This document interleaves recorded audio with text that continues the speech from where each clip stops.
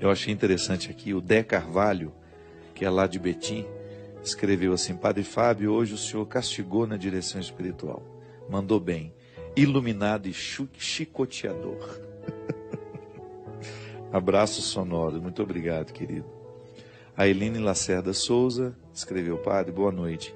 Eu não tive essa oportunidade de sair da minha zona de conforto. Eu não tive ninguém que me expulsasse. Você sabe, Eline, que esse é um grande problema. Muitas vezes nós ficamos privados do crescimento, do amadurecimento espiritual, ou até mesmo de mudanças fundamentais na nossa vida, porque nos faltaram as pessoas certas na hora certa.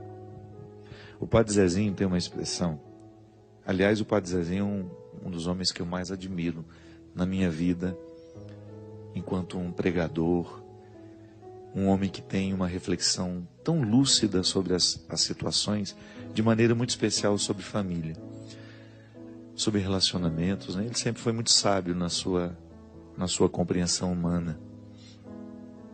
E ele tem uma frase que eu sempre gostava, ele dizia: dizer a palavra certa, no momento certo, para a pessoa certa. É verdade. Às vezes nós ficamos privados da mudança, porque nos faltou alguém que nos indicasse um caminho na hora certa. Que depois talvez pode ser que não dê tempo mais.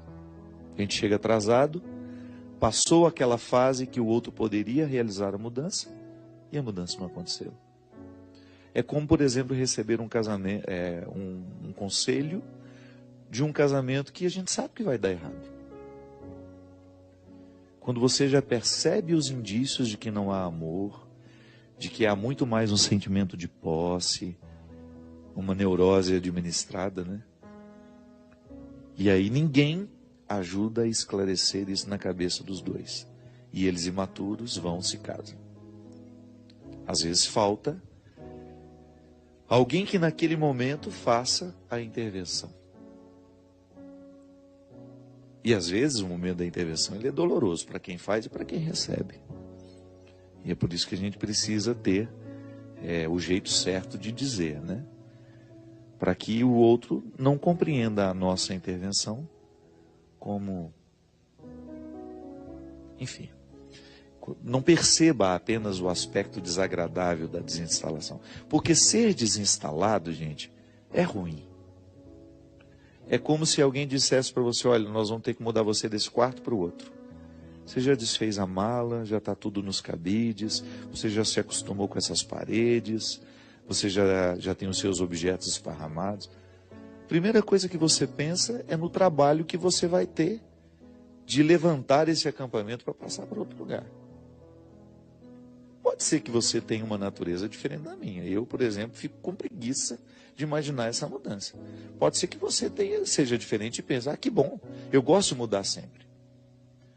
Mas o desinstalar afetivo, emocional, não é fácil. Por exemplo, quando nós perdemos uma pessoa, quando você precisa terminar um relacionamento, ou quando você precisa mudar aquele relacionamento, que não significa terminar, mas significa mudar. De repente existia intimidade demais e você percebeu que aquela pessoa não estava usando o que ela sabia de você com responsabilidade, então você precisou fechar um pouco as portas. Isso também acontece. Não é que você rompe com o outro, você modifica. Isso desinstala. Isso é desconfortável.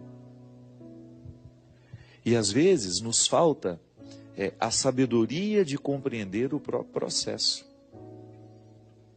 A gente acha que aqui o sofrimento do estar desinstalado vai ser definitivo, né? Não, não é. Não será definitivo. Você passa a mão na cabeça, o sofrimento e a luta, e você só vê isso. Não. Há uma libertação depois. Há uma mudança depois. Você acha que foi fácil para mim ir para o seminário? Deixar a minha estrutura de vida? Volto a dizer, por mais desconfortável que fosse. Gente, há desconfortos que a gente só identifica depois que a gente sai deles. Um tempo depois você olha para aquilo e fala: meu Deus, como é que eu dava conta de viver daquela forma?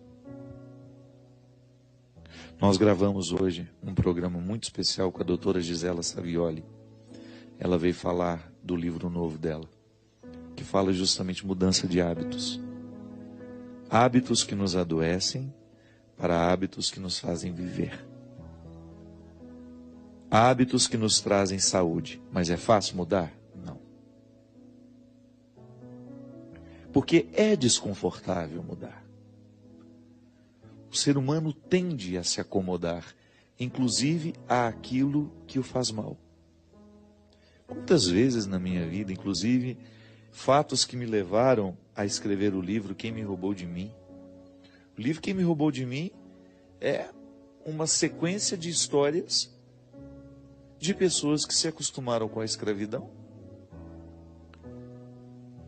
e que de repente perceberam que estavam morrendo. Não no corpo, mas uma morte emocional.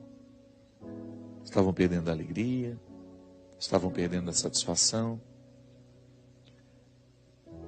E de repente o próprio livro funciona como uma voz que vem e desinstala. Eu sempre gosto de ler textos que me desinstalam, que provoquem em mim a minha capacidade de pensar e de refletir. Aliás, a religião é isso, né?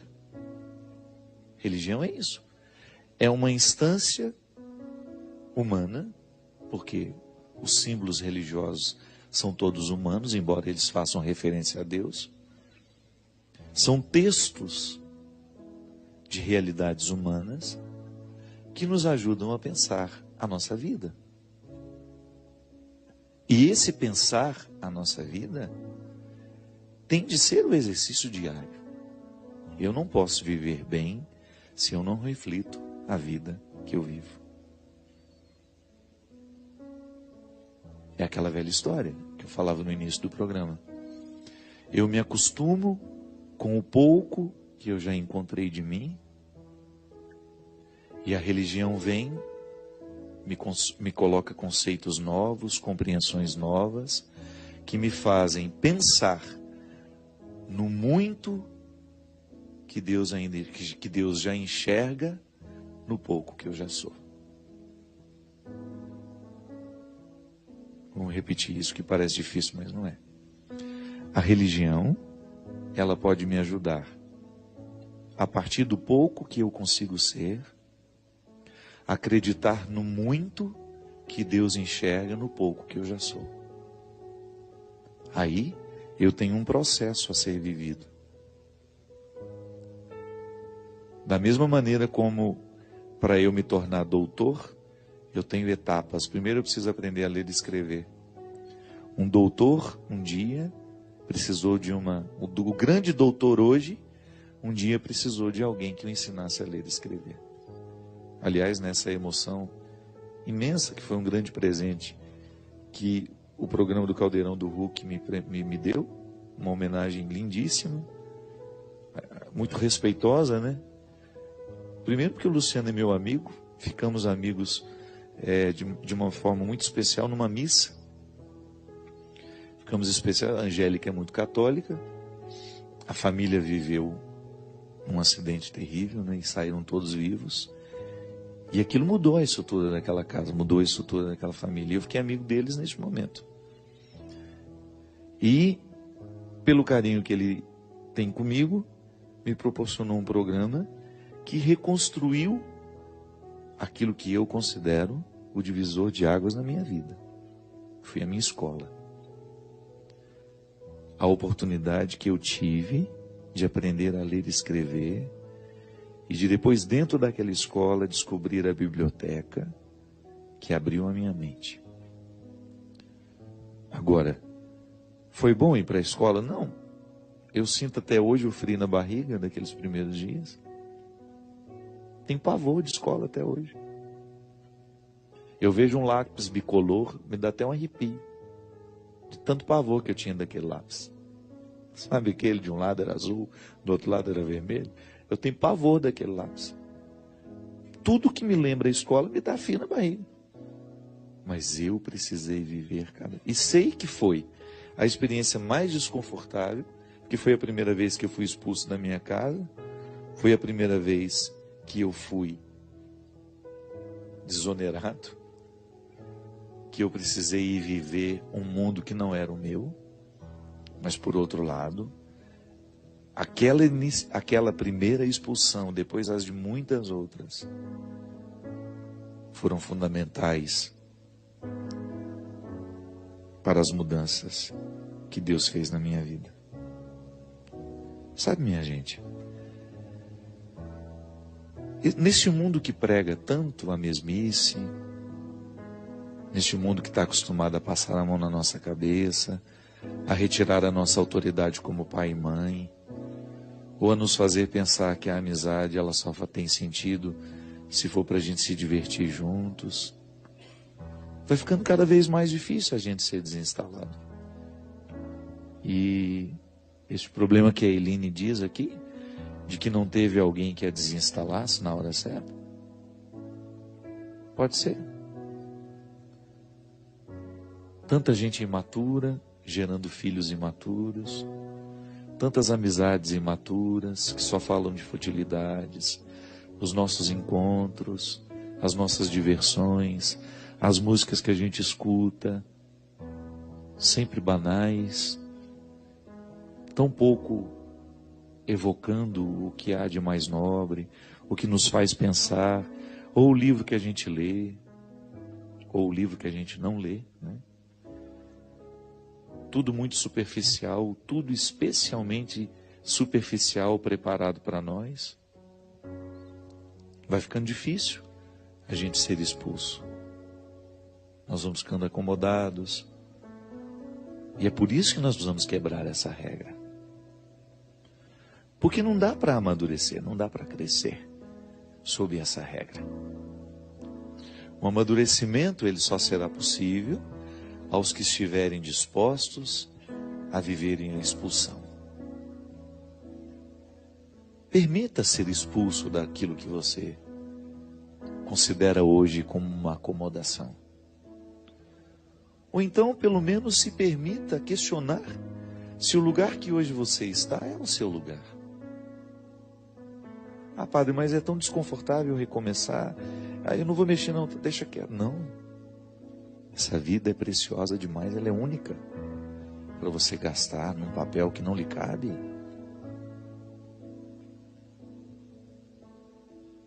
Não. O sacrifício vale a pena, desde que seja para nos tornar quem de fato podemos ser. Aí todo sacrifício será bem-vindo, se for para nos tornar quem nós podemos ser. O pouco que você é agora, tornar o muito que Deus já enxerga. Muito obrigado pelo seu carinho. Desculpe-me pela ausência, foi por muitos motivos. A morte da minha irmã, o cansaço que foi demais, as muitas viagens para lá e para cá, a peregrinação, e eu fiquei um tempo afastado do programa de direção espiritual, e vocês tão pacientemente assistindo às reprises, acompanhando da mesma forma, muitas palavras de carinho, de apoio, outras desaforadas, achando que eu estava abandonando. Não. Esse aqui é o meu lugar. Eu faço questão de estar sempre aqui. Se eu não estou, é porque eu de fato esgotei todas as possibilidades e não sobraram outras. Que Deus derrame sobre nós a bênção e a proteção do céu. O Deus Todo-Poderoso, Pai, Filho e Espírito Santo.